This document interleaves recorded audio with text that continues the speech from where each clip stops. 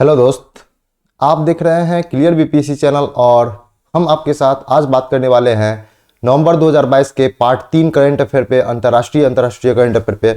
आपको पता होना चाहिए कि करंट अफेयर नंबर 1 और करंट अफेयर नंबर 2 पिछले 2 दिनों में हम अपलोड कर चुके हैं और आपके लिए ये बहुत ही इंपॉर्टेंट है। पिछले ये दोनों वीडियो में पता नहीं आप लोग ने देखा नहीं है या क्या नहीं हुआ है, इस दोनों वीडियो को बिल्कुल भी व्यूज़ नहीं मिले हैं जिस तरह से मिलना था। जिस तरह से जैसे हमारा फिक्स्ड स्टूडेंट है जो हमारा हमको वॉच करते हैं वो भी शायद वॉच नहीं किए हैं, तो आने वाले दिनों में शायद वॉच करेंगे। तो प्लीज़ इसको स्किप नहीं कीजिए, ये आपके परीक्षा के लिए से बहुत इंपॉर्टेंट है। आप नए आए हैं तो वीडियो को शेयर करते हुए चैनल को सब्सक्राइब कर लीजिए। आप अगर हमारे करंट अफेयर सीरीज से जुड़ते हैं तो 90 से 95% करंट अफेयर का क्वेश्चन हमसे मिलेगा। इसका दावा हम AAO के एग्जाम में और 67 बीपीएससी के एग्जाम में लाइव प्रूफ करके दिखाए हैं, वो वीडियो डाला गया है। अगर आप इसका PDF पाना चाहते हैं तो आप 8757463383 नंबर पे आप मैसेज कीजिए। व्हाट्सएप या टेलीग्राम पे आपको इसका PDF प्रोवाइड करवाया जाएगा। टेलीग्राम जुड़ने से आपको डेली करंट अफेयर के साथ साथ न्यूज़पेपर हिंदी और इंग्लिश में मिलेगा, जो PT के साथ साथ मेंस का भी इंफॉर्मेशन रहेगा उसमें, और साथ में बीपीएससी के लिए जो भी इंफॉर्मेशन आता है, बीपीएससी का नोटिफिकेशन आता है, सबसे पहले आपको यहीं पे प्राप्त होगा। तो चलते हैं न्यूज़ की तरफ। हम लोग 61 न्यूज़ हम 2 दिनों में देख चुके थे, अब आगे की कहानी हम लोग शुरू करेंगे। तो अगला न्यूज़ है कि संयुक्त राष्ट्र पर्यावरण कार्यक्रम यूनाइटेड नेशन इन्वायरमेंट प्रोग्राम द्वारा एडेप्टेशन गैप रिपोर्ट जारी किया गया 2022, जिसका शीर्षक था too little too slow climate action failure पोस्ट वर्ल्ड एट रिस्क। इसका शीर्षक याद रखिएगा, कौन जारी करता है, यूएनईपी ये जारी करिएगा, रिपोर्ट का नाम क्या है ये जारी करिएगा, याद रखिएगा। इन तीनों को याद रखेंगे आपका काम चल जाएगा। अगला न्यूज है कि नेविगेशन विथ इंडियन कॉन्स्टिलेशन नाविक। नाविक क्या है आपको बताते हैं। नाविक इसरो द्वारा विकसित भारत का प्रथम नेविगेशन उपग्रह प्रणाली है। आप जो गूगल पे मैप खोलते हैं या मोबाइल में अपना मैप खोलते हैं, मैप के थ्रू जो चलते हैं वो एक जीपीएस है। तो जीपीएस है वो यूएसए का जीपीएस है, आप यूएसए का यूज करते हैं, लेकिन भारत ने अपना विकसित किया है इसरो का, भारत का ISRO Indian Space Research Organisation, जिसका नाम है NavIC, navigation with Indian constellation इनका फुल फॉर्म है।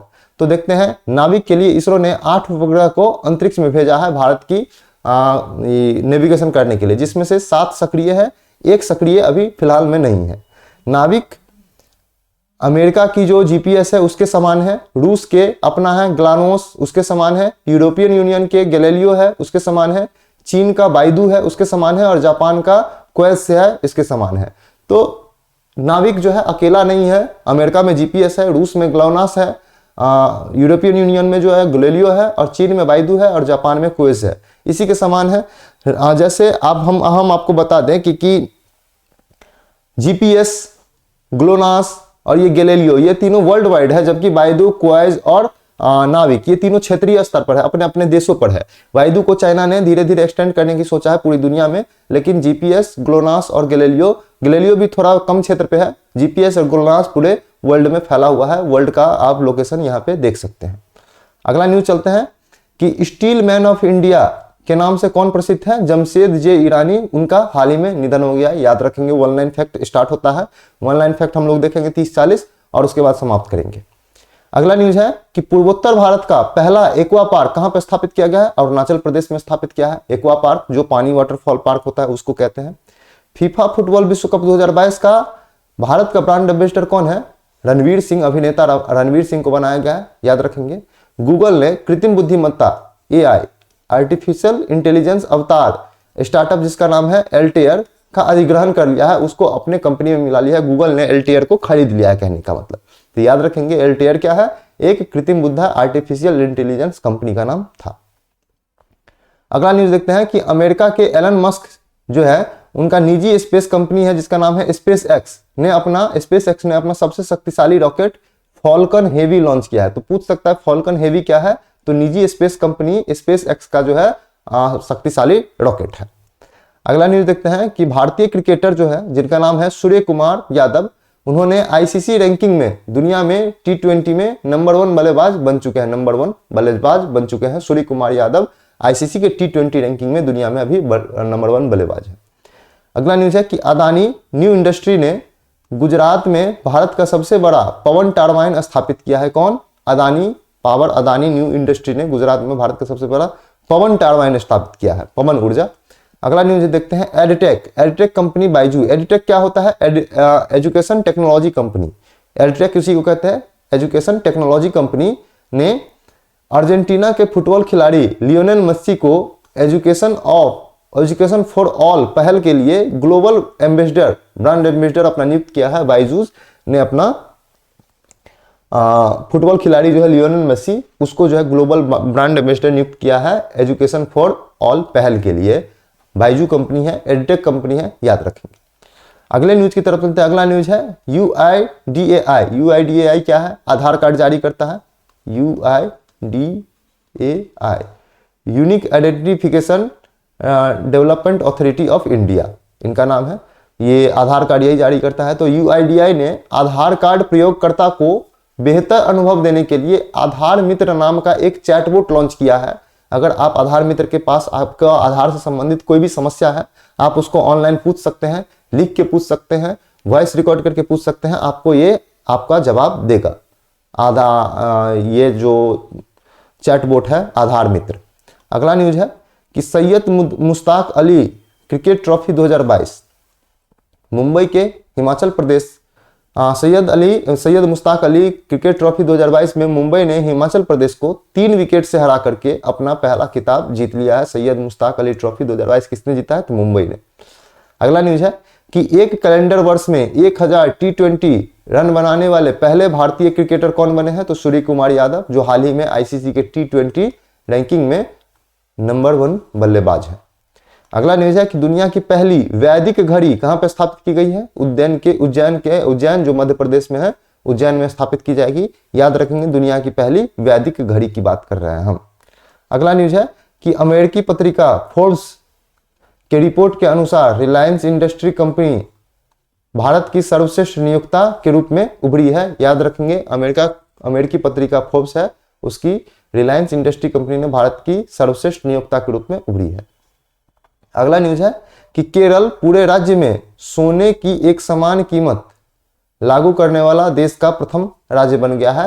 अब केरल राज्य में जो एक जगह जो कहीं पर सोने की कीमत होगी, गोल्ड का रेट होगा, वहीं पूरे राज्य में लागू किया जाएगा, जो सरकार के द्वारा तय किया जाएगा डेली बेसिस। अगला न्यूज है कि प्रधानमंत्री गति शक्ति मल्टी मॉडल जल शिखर सम्मेलन का आयोजन कहां पे किया जा रहा है? उत्तर प्रदेश के वाराणसी में होगा। जब होगा तो इस पे हम विशेष बात करेंगे, क्योंकि बहुत इंपॉर्टेंट है। प्रधानमंत्री गति शक्ति मल्टी मॉडल जलमार्ग शिखर सम्मेलन। अगला न्यूज है T20 क्रिकेट में 4000 रन बनाने वाले पहले खिलाड़ी कौन बन गए हैं? तो विराट कोहली बन गए हैं। याद रखेंगे, विराट कोहली का नाम। T20 में 4000 रन बनाने वाले विराट कोहली इकलौते बल्लेबाज हैं। अगला न्यूज है कि भारतीय सेना ने अरुणाचल प्रदेश में वालोंग में आयोजित किया। भारतीय सेना ने अरुणाचल प्रदेश में वालोंग मेला का आयोजन किया है। तो कौन किया है वालोंग मेला का आयोजन? भारतीय सेना। याद रखेंगे। हिमाचल प्रदेश में दुनिया का सबसे ऊंचा मतदान केंद्र है, जिसका नाम है टसीगंग। याद रखेंगे, टसीगंग क्या है? हिमाचल प्रदेश में स्थित दुनिया का सबसे ऊंचा मतदान केंद्र है। अगला न्यूज है कि भारतीय मूल की अरुणा मिलर, भारतीय मूल की अमेरिकी है। तो अमेरिकी राज्य मैरीलैंड की उपराज्यपाल बनने वाली वो भारत की प्रथम भारतीय अमेरिकी महिला बनी है, अरुणा मिलर, जो अमेरिकी राज्य जो है मैरीलैंड, उसका उपराज्यपाल बनी है। अगला न्यूज है कि फिट इंडिया स्कूल सप्ताह के शुभंकर, जिसका नाम है तूफान और तूफानी, इसका जो है उद्घाटन किसने किया है? बैडमिंटन खिलाड़ी PV सिंधु ने किया है। याद रखेंगे, PV Sindhu. Fit India school सप्ताह जिसका शुभंकर है तूफान और तूफानी। अगले न्यूज की तरफ चलते हैं। अगला न्यूज है कि भारत ने कंबोडिया के साथ सांस्कृतिक वन्यजीव स्वास्थ्य के क्षेत्र में एक समझौते पर हस्ताक्षर किया है। तो याद रखेंगे, सांस्कृतिक वन्यजीव समझौते पर हस्ताक्षर भारत ने किसके साथ किया है? तो कंबोडिया के साथ किया है। अगला न्यूज है कि प्रधानमंत्री नरेंद्र मोदी ने बेंगलोर में कैंपेगौड़ा की 108 फीट ऊंची प्रतिमा, जिसका नाम है स्टेच्यू ऑफ प्रोस्पेरिटी, का अनावरण किया। तो पूछ सकता है, स्टेच्यू ऑफ प्रोस्पेरिटी का स्थापना कहां पे किया है? तो बेंगलोर में किया है। किसने किया है? नरेंद्र मोदी ने किया है। किसका है? तो कैंपेगौड़ा का है, 108 फीट ऊंचा है। अगला न्यूज है कि ICC under 19 cricket world cup 2024 का मेजबानी कौन करेगा? तो श्रीलंका करेगा। ये बात आ गई है सामने, याद रखेंगे। अगला न्यूज है कि भारतीय अभिनेता है शाहरुख खान, उनको ग्लोबल आइकन अवार्ड से सम्मानित किया गया है। तो पूछ सकता है, हाल ही में ग्लोबल आइकन अवार्ड से किस भारतीय अभिनेता को सम्मानित किया गया है? तो शाहरुख खान जी को सम्मानित किया गया, याद रखेंगे। अगला न्यूज है कि दक्षिण भारत की पहली वंदे भारत एक्सप्रेस ट्रेन बेंगलुरु से नई दिल्ली के बीच शुरू किया गया है। तो यह दक्षिण भारत की पहली एक्सप्रेस ट्रेन है जो बेंगलुरु से दिल्ली के बीच शुरू किया गया है। अगला न्यूज है कि अंतर्राष्ट्रीय क्रिकेट परिषद ने हॉल ऑफ फेम में वेस्टइंडीज के शिवनारायण चंद्रपाल को शामिल किया है। तो आईसीसी ने अपने हॉल ऑफ फेम में वेस्टइंडीज के खिलाड़ी है शिवनारायण चंद्रपाल, उसको शामिल किया है, याद रखेंगे शिवनारायण चंद्रपाल को। अगला न्यूज है कि नेत्रहीन फुटबॉल महिला एशियाई चैंपियनशिप 2022 का आयोजन कहां पे कौन कौन करेगा? तो भारत करेगा, बहुत इंपॉर्टेंट है, याद रखेंगे। भारत नेत्रहीन फुटबॉल महिला एशियाई चैंपियनशिप 2022 का मेजबानी करेगी। अगले न्यूज की तरफ चलते हैं। अगला न्यूज है कि वर्ष 2022 को भारत आसियान मैत्री वर्ष के रूप में घोषित किया गया था। पिछले ही वर्ष किया गया था 2021 में, लेकिन वर्ष 2022 समाप्त होने को आया है। तो याद रखेंगे इस चीज को कि भारत आसियान ने मैत्री वर्ष किस वर्ष को चुना है? तो वर्ष 2022 को भारत आसियान ने मिलकर के मनाने का फैसला किया था 2022 को मैत्री वर्ष के रूप में। आपको हम एक चीज बता दें, अगर आप इसका पीडीएफ पाना चाहते हैं तो 8757463383 नंबर पे व्हाट्सएप या टेलीग्राम कीजिए। आपको इस पे व्हाट्सएप आपका जो है आपको इससे पीडीएफ प्रोवाइड करवाया जाएगा। तो चलते हैं नेक्स्ट न्यूज की तरफ। नेक्स्ट न्यूज है रिलायंस कंपनी भारत का पहला मल्टी मॉडल लॉजिस्टिक पार्क स्थापित बनाएगा, जो पहली निजी कंपनी होगी भारत की। अगला न्यूज है कि उत्तराखंड के हाईकोर्ट ने नैनीताल से हल्द्वानी में शिफ्ट किया गया। पहले उत्तराखंड का हाई कोर्ट कहां हुआ करता था? नैनीताल में, अब उसे हल्द्वानी में शिफ्ट कर दिया गया है। याद रखेंगे उत्तराखंड का हाईकोर्ट ठंड बढ़ने के कारण होती है ऐसा, नैनीताल से उनको हल्द्वानी में लाया जाता है। अगला न्यूज है कच्चा इस्पात का दूसरा सबसे बड़ा उत्पादक देश कौन बन गया है? तो भारत बन गया अपना। तो याद रखेंगे भारत विश्व में दूसरा कच्चा माल का उत्पादक देश भारत बन गया। अगला न्यूज है कि तमिलनाडु के वन विभाग ने भारत का पहला एलिफेंट डेथ ऑडिट फ्रेमवर्क पीस साइन किया है। तो भारत का पहला तमिलनाडु वन विभाग भारत का पहला ऐसा वन विभाग है या राज्य है जो एलिफेंट के मरने पर ऑडिट कराने का एक आदेश पास किया है।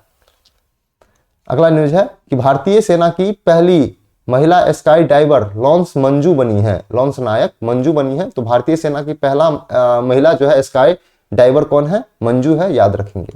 अगला न्यूज है कि विश्व में सबसे कम उम्र के नंबर 1 एटीपी टेनिस खिलाड़ी कौन बने हैं? तो पार्लू आलोक राज बने हैं। सॉरी, ये पार्लू आलोक राज नहीं होगा, ये अलकराज होगा, ऐसे कुछ है, अलकराज होगा। इस न्यूज को आप लोग काट लेंगे, ये न्यूज को हम अपडेट करते हैं कमेंट बॉक्स में, पिन कर देंगे उसको। अगला न्यूज है कि प्रधानमंत्री नरेंद्र मोदी ने अरुणाचल प्रदेश में स्थित 600 मेगावाट की कामेंग जल विद्युत परियोजना को देश को समर्पित किया है। तो याद रखेंगे कामेंग जल विद्युत परियोजना किसने समर्पित किया है? तो प्रधानमंत्री नरेंद्र मोदी ने अरुणाचल प्रदेश में स्थित कामेंग जल विद्युत परियोजना, पूछ सकता है कामेंग जल विद्युत परियोजना कहां पे है? तो अरुणाचल प्रदेश में स्थित है। अगला न्यूज है कि सेना प्रमुख जनरल मनोज पांडे को फ्रांस का गार्ड ऑफ ऑनर मिला गया है। पूछ सकता है क्योंकि फ्रांस का गार्ड ऑफ ऑनर किसको मिला है, किस सेना को मिला है? तो सेना प्रमुख जनरल मनोज पांडे को मिला है। अगला न्यूज है कि भारत और ओमान के देश के बीच नौसेना युद्ध अभ्यास किया गया जिसका नाम था नसीम अल बहार, 2022 शुरू किया गया। तो पूछ सकता है नसीम अल बहार किस देशों के बीच युद्ध अभ्यास है? तो भारत और ओमान के बीच। भारत को उर्वरक की शीर्ष आपूर्तिकर्ता देश कौन है? तो रूस है। रूस से भारत में सबसे ज्यादा उर्वरक लाया जाता है, तो याद रखेंगे रूस को। अगला न्यूज है कि जलवायु परिवर्तन प्रदर्शन सूचकांक 2022 में भारत 8वां स्थान पर है, वहीं शीर्ष स्थान पर डेनमार्क काबिज है। तो जलवायु परिवर्तन प्रदर्शन सूचकांक में भारत कौन सा स्थान पे? तो 8वां स्थान पे, पूछ सकता है, याद रखेंगे। अगला न्यूज है भारतीय वायुसेना ने एयर फेस्ट 2022 का आयोजन कहां पे किया है? तो नागपुर जो महाराष्ट्र में है वहां पे किया है। तो वायुसेना का एयर फेस्ट 2022 का आयोजन कहां पे हुआ? नागपुर में हुआ, याद रखेंगे। अगला न्यूज है कि यूनेस्को इंडिया अफ्रीकन हैकेथॉन का शुभारंभ उत्तर प्रदेश के मुख्यमंत्री योगी आदित्यनाथ ने किया, याद रखेंगे। अगला न्यूज है कि कतर ने चीन के साथ दुनिया की सबसे लंबी गैस आपूर्ति डील पर हस्ताक्षर किया है। तो दुनिया की सबसे लंबी गैस आपूर्ति डील पर हस्ताक्षर किस देश ने किया है? तो कतर और चाइना ने किया है, याद रखेंगे। यूरोपियन यूनियन कि संसद ने रूस को आतंकवाद प्रायोजित देश घोषित कर दिया है। तो पूछ सकता है रूस को हाल ही में आतंकवाद प्रायोजित देश किसने घोषित किया है? तो यूरोपियन यूनियन के संसद ने किया। अगला न्यूज है कि हरितापट्टू और मीनाक्षीपुरम तमिलनाडु राज्य का पहला जैव विविधता विरासत स्थल बन गया है। तो याद रखेंगे हरितापट्टू और मीनाक्षीपुरम कहाँ पे है? तो तमिलनाडु में स्थित है। इस राज्य का पहला जैव विविधता विरासत स्थल है। अगले न्यूज की तरफ चलते हैं। अगला न्यूज है पुर्तगाल के फुटबॉल खिलाड़ी है क्रिस्टियानो रोनाल्डो। उन्होंने 5 फुटबॉल वर्ल्ड कप में गोल करने वाले प्रथम खिलाड़ी बने हैं। कंटिन्यू 5 वर्ल्ड कप में गोल किया है, या किसी भी स्थिति में 5 वर्ल्ड कप में गोल करने वाले विश्व के प्रथम खिलाड़ी कौन है? Cristiano Ronaldo. अगला न्यूज है कि भारत की पहली G20 शेरपा बैठक की मेजबानी राजस्थान के उदयपुर में किया जाएगा। याद रखेंगे भारत में की पहली G20 से बैठक की मेजबानी कहां पे होगा? राजस्थान के उदयपुर में। अगला न्यूज है कि भारत मलेशिया के बीच संयुक्त सैन्य अभ्यास हरिमो शक्ति 2022 आयोजित किया गया। तो भारत और मलेशिया के बीच जो युद्ध अभ्यास है उसका नाम क्या है? संयुक्त सैन्य अभ्यास क्या है? हरिमो शक्ति 2022 पूछ सकता है। हरिमो शक्ति युद्ध अभ्यास किस देशों के बीच है? तो भारत और मलेशिया के बीच। और देखते हैं भारत का पहला नाइट स्काई अभ्यारण्य जम्मू कश्मीर में स्थापित किया जा रहा है। याद रखेंगे भारत का पहला नाइट स्काई अभ्यारण्य जम्मू कश्मीर में स्थित होगा। तमिलनाडु राज्य ने ऑडिट महानिदेशक का पद बनाने वाला भारत का पहला राज्य बन गया है। आपको पता होना चाहिए कि ऑडिट करने का जो अधिकार है CAG के पास होता है, कंट्रोलर ऑफ ऑडिटर जनरल के पास, जो भारत सरकार का अधिकारी होता है। लेकिन तमिलनाडु ने ऑडिट महानिदेशक का पद बनाया है, जो तमिलनाडु राज्य के जो महानिदेशक का कार्य करेगा। हालांकि CAG अपना कार्य करता रहेगा, लेकिन वो अपने राज्य में ऐसा करने वाला भारत का प्रथम बन गया। और आज का अंतिम है कि 2 वर्ष पर होने वाला एयर इंडिया शो 2023 का आयोजन कहां पे किया गया है? तो बेंगलुरु में किया गया है। याद रखेंगे एयर इंडिया शो। तो आप इसका PDF पाना चाहते हैं तो 8757463383 नंबर पे आप व्हाट्सएप या टेलीग्राम कीजिए। आप देख रहे थे क्लियर BPSC चैनल, और आप BPSC की तैयारी को मजबूती देना चाहते हैं तो आप हमारे साथ जुड़ सकते हैं, क्योंकि यहाँ पे जो भी कंटेंट लाया जाएगा BPSC को ध्यान में रख के लाया जाएगा। 90 से 95% करंट अफेयर हमारे सीरीज से आने का दावा करते हैं, और ये दावा 2 बार सच करके दिखाया है। BPSC असिस्टेंट ऑडिट ऑफिसर में, और दूसरा है 67th BPSC में। आप लोग ये जाकर के देख सकते हैं। टेलीग्राम ज्वाइन कीजिएगा तो आपको डेली न्यूज़पेपर जो हिंदी इंग्लिश में होता है, साथ साथ आपको डेली करंट अफेयर भी मिलेगा, जो आपके परीक्षा के लिहाज से बहुत इंपॉर्टेंट है। आप देखते रहिए, पढ़ते रहिए, रिवीजन करते रहिए। एग्जाम का मात्र 2 महीना से भी कम का समय बचा हुआ है। आप अभी से रिवीजन करेंगे तभी आपका तैयारी पुख्ता होगा, क्योंकि 12 फरवरी को आपका एग्जाम होने वाला है। तो याद रखेंगे 12 फरवरी का डेट। आज के लिए इतना ही था। पढ़ते रहिए, रिवीजन करते रहिए। Thank you so much.